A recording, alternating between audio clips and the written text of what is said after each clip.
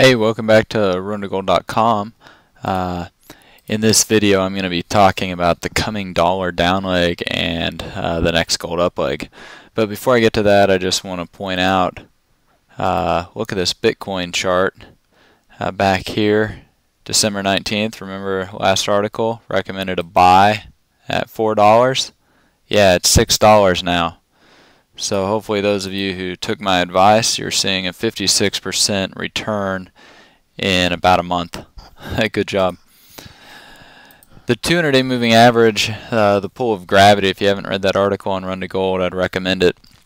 When we look at the US dollar, it's been very bullish lately. We've got the Eurozone crisis, we've got the credit crisis that's happening over there because of the banks and their evaporating equity and capital, and we have yields on U.S. Treasuries are, just knocking on all-time lows. This is actually fairly predictable because of the great credit contraction as capital moves down the pyramid, and over in Europe we're seeing a lot of these derivatives just blow up. Credit default swaps, everybody's worried about those with Greece. But as the capital moves down this liquidity pyramid, it's getting into U.S. Treasury debt. And of course, gold and silver is below U.S. Treasury debt. And also important to keep in mind the power currency illusions, the actual physical bills, because Michael Pinto, he recently brought to light that there's $8 trillion in M2, and even going back to pre-recession levels of M2 with bank lending, it would be $24 trillion is the amount that the banks could increase the M2 supply to. So, we could see some massive inflation, measuring it both in terms of M2 and in terms of rising prices. So this deflation that's happening, the seeds are sown to kind of overcome it. So as this great credit contraction continues on, gold and silver, they're further down on the liquidity pyramid. This thing isn't going to be resolved anytime soon. It took us hundreds of years to get here. If you read the book, you'll kind of see the argument I make. And so we look at the US dollar, and this is a 3-year chart. The 200-day moving average is at 76.39, and the dollar is currently at 80.22.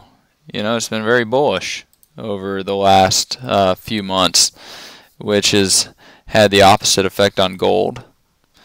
Gold's held up fairly well, but came down off of its high around 1920, and the 200-day moving average is 1637 compared to the current price of 1665. So I would say that's a buy. It's average price. It's not as much of a buy as it was when it dipped under that 200-day moving average. But look at that chart over the last 3 years of the 200-day moving average and the 50-day. We don't get back till like 2009 where gold actually got below its 200-day moving average. So we could see this thing really kind of bounce up. And where's it going to go? It's probably going to go to about 1.35 times its 200-day moving average. So by the time we're there, 200-day moving average probably up to 1700, 1750, depending on how long it goes. We're entering Chinese New Year, other things.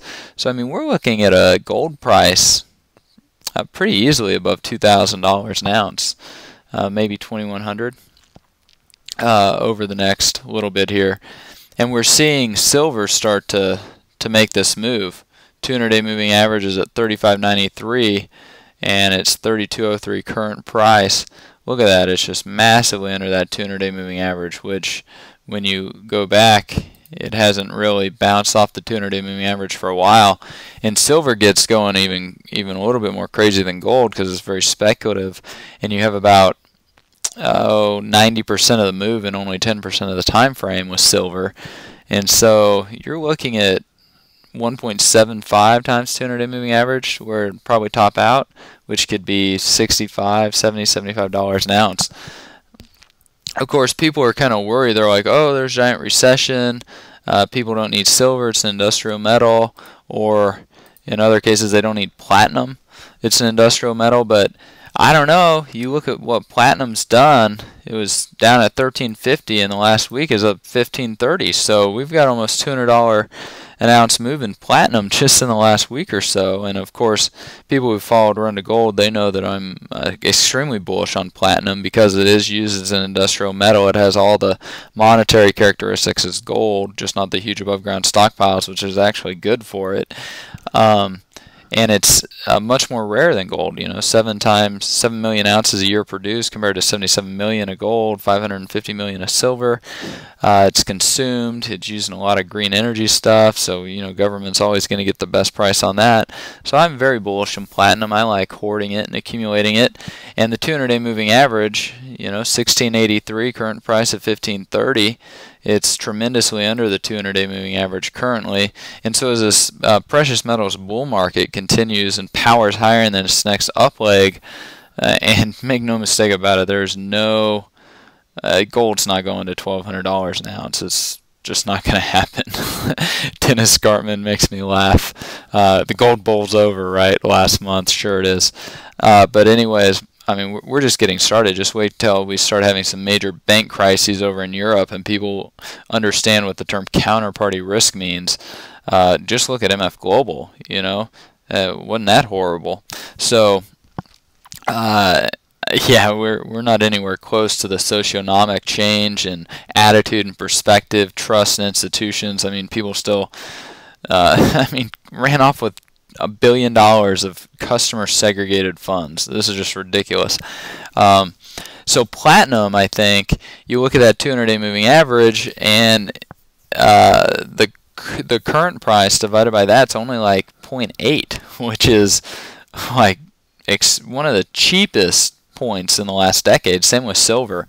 And so I think there's tremendous upside opportunity with both platinum, silver, gold as we power into this next move. And platinum particularly because with platinum you've got a lot of this industrial demand, but you've also got the platinum to gold ratio, which, look at this, it's at 0.92. It's 10% off of its 200-day moving average, this ratio, and it's even more when you go back and look historically. This is 1.5 ounces of gold to buy 1 ounce of platinum, and historical ratio is more like 2.0. So I mean, we're looking at platinum being able to go 2,300, maybe even 3,000 an ounce. I mean, it could be explosive because you can't just print this stuff, and price controls lead to shortages.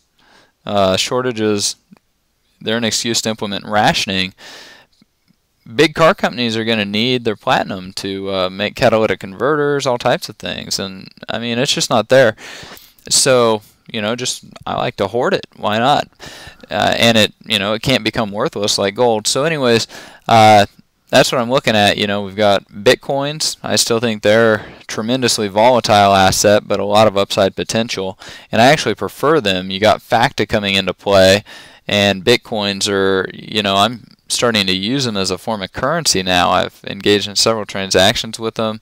All the Run to Gold and How to Vanish products are available for sale with Bitcoins, and you can go and actually deposit cash into any Wells Fargo, Bank of America, Citibank, or JP Morgan Chase. Over 10,000 locations. You can go deposit cash and be able to buy Bitcoins and spend them within an hour of when you deposit the cash. And so, I think there's a lot of upside potential there. The whole market cap of Bitcoins is only like $50 million, so it doesn't take very much buying to actually drive them up a lot. And you can spend them, you can buy our products with them. And I actually went and bought dinner in Manhattan last time I was there, paid with Bitcoins. So it's interesting to see this new form of currency evolve. And of course, the time-tested currency, the ancient metal of kings, gold, is just getting ready for its next powering higher, and it's going to pull silver, platinum, palladium up with it. So there we go. That's the next dollar down leg and the next gold up leg. Thanks. You've been listening to runtogold.com.